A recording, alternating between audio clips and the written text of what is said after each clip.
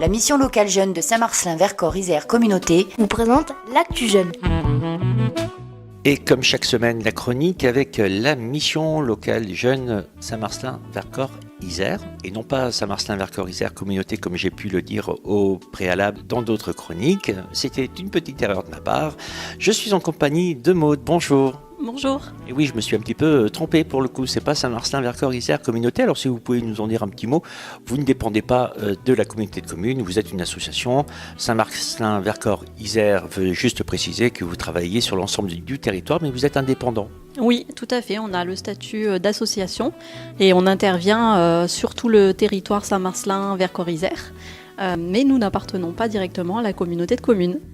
Alors Maude, comme chaque semaine, ça me fait plaisir de vous retrouver pour évoquer l'actualité de la mission locale jeune. On rappelle que vous intervenez pour les jeunes de 16 à 25 ans en leur proposant toutes sortes de petites branches sur lesquelles ils peuvent se raccrocher après avoir eu bien souvent des échecs dans leur scolarité, et c'est pourquoi on invite bien sûr tous ces jeunes-là à franchir le pas de la mission locale jeune Saint-Marcelin-Vercors-Isère. Voilà, cette fois-ci je l'ai bien dit. On s'intéresse cette semaine sur les métiers hydrauliques. Oui, tout à fait, donc c'est jeudi 31 octobre. On aura une information métier donc, sur les métiers de l'hydraulique. Alors c'est tous les métiers qui sont reliés à l'énergie, l'énergie hydraulique, donc avec l'eau, les barrages, donc aussi une orientation sur l'énergie renouvelable. En ce moment, le thème est abordé régulièrement. Donc les métiers de l'hydraulique, c'est principalement découvrir tous ces métiers liés à l'eau, donc des métiers qui vont après du technicien à l'ingénieur. Et dans le sud Grésivaudan, on peut travailler dans ce domaine-là ? Oui, tout à fait. On peut travailler dans les métiers de l'eau, après avec différentes structures, mais c'est possible. Alors racontez-nous, ça se passe donc ce jeudi 31 octobre. Que va-t-il donc se passer ? Il y a une intervenante ? Donc une intervenante qui viendra à la mission locale, jeudi 31 à 13h30, donc dans nos locaux. Et elle va venir expliquer ces métiers-là et les possibilités de recrutement. Également question de recrutement, de formation.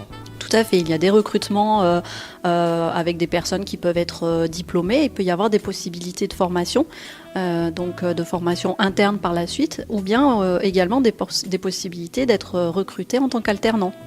Alors concernant ces formations dont on entend souvent parler, bien souvent il y a un frein, c'est le financement. Vous avez déjà des clés en main à pouvoir donner des directions ? Alors concernant la formation, c'est quelque chose qui est assez émouvant selon les politiques. Nous effectivement par rapport au financement, on est très en lien notamment avec les financements de Pôle emploi ou alors avec les financements de la région. On réussit généralement quand même à trouver des solutions. On essaie en tout cas dans la plupart des cas, parce qu'après la formation, concernant le financement, c'est vraiment du cas par cas, en dehors des financements collectifs sur des grosses formations où il y a besoin de beaucoup de personnes. Donc alors vous invitez tous ces jeunes de 16, 25 ans, 18, 25 ans, même à 16 ans on peut commencer ? Ah oui, là même sur les métiers de l'hydraulique, la découverte métier, elle est vraiment ouverte à tout le monde. Donc ce sera ce 31 novembre, ce jeudi, à partir de 13h30, avec une intervenante pour vous raconter tout ce qui englobe un petit peu ces métiers de l'hydraulique, qu'est-ce qu'il faut faire pour pouvoir s'en diriger. Vous communiquez comment avec ces jeunes qui sont inscrits chez vous quand il y a des événements comme celui-ci ? Vous avez leur adresse mail, vous avez leur texto, enfin leur portable, vous envoyez des textos ? On fait tout ça, les mails, les SMS. Ça peut être les jeunes aussi qu'on voit régulièrement dans notre bureau. On a également la page Facebook sur laquelle on met toutes les actions à venir. Et sur une action comme celle-ci, une fois que c'est terminé, est-ce que derrière il y a un suivi ? Est-ce que des jeunes vont se diriger vers l'intervenante, vers vous, prendre des informations et peut-être même que quelques jours, quelques semaines plus tard, ça a matché et au moins un ou deux jeunes ont percé dans ce domaine ? Tout à fait. Lors de la dernière action, le mois dernier, l'intervenante a vu ensuite en individuel 2 jeunes qui étaient intéressés par ces métiers-là et que du coup, elle accompagne maintenant vers soit l'alternance, soit l'emploi direct. Alors un message pour les parents qui nous écoutent, vous avez des jeunes entre 16 et 25 ans qui souhaitent repartir un petit peu dans cette vie active.